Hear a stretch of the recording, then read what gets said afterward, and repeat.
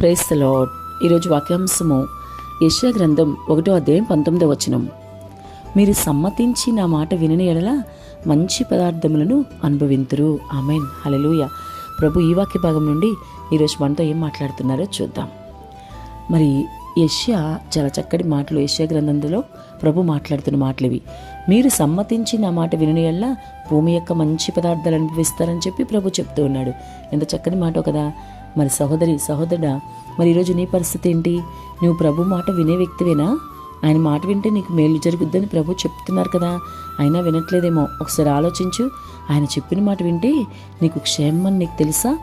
ఆయన మాటకు నీవు అస్సలు విధేయత చూపగలుగుతున్నావా లేదా? ఒకసారి ఆలోచించు. ఆయన మాట నీవు లోబడుతున్నావా? ఆయన మాట వింటే నీకు శ్రేష్టమైనది ఇస్తానంటున్నాడు. అర్థమవుతుందా నీకు? ఒకసారి ఆలోచించు. ఇంతవరకు మాట వినని వ్యక్తివైతే ఇప్పుడే నిన్ను మార్చుకోవాలి. ఆయన మాట వినాలి. నువ్వు ప్రభు మాటలు అంగీకరించి ఆయన మాటలు వింటే ఆయన భూమి మీద మంచి పదార్థాలు ఇస్తానంటున్నాడు.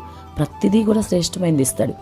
భౌతికమైన విషయాలే కాదు, ఆత్మీయంగా కూడా శ్రేష్టమైనది ఒకటి ఉంది. అదేంటో తెలుసా? పరలోకము.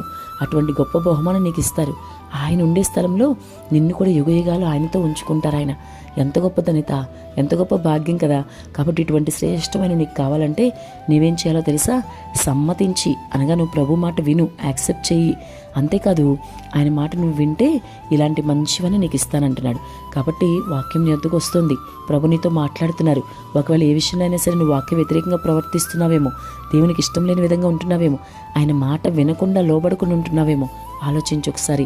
ఇప్పటి వరకు నువ్వు ఎలా ఉన్నా ఇక మీదట మారు. ప్రభు నీ నుంచి మార్పు కోరుకుంటున్నాడు. అందుకే ఈ వాక్య భాగం ద్వారా నీతో మాట్లాడుతున్నారు. నువ్వు ప్రభు మాటకి సమ్మతిస్తే ఏం జరుగుతుందో తెలుసా? సమస్త విషయాల్లోనూ నీకు మేలు జరుగుతుంది. సమస్త విషయాల్లోనూ శ్రేష్టమైనవి నీకు దొరుకుతాయి.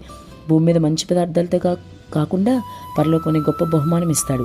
కాబట్టి ఆ శ్రేష్టమైన పరలోకం గొప్ప బహుమానం కావాలన్నా, భౌతికమైన విషయాల్లో కూడా నీకు శ్రేష్టమైనవి కావాలన్నా ఖచ్చితంగా ఆయన మాట విను, లోబడు. నువ్వు ఆయన మాట సమ్మతించి ఒప్పుకుంటే గనక భూమి మీద శ్రేష్టమైన పదార్థాలు, మంచి పదార్థాలు నీకు ఇస్తాడు ఆయన. ఆమేన్.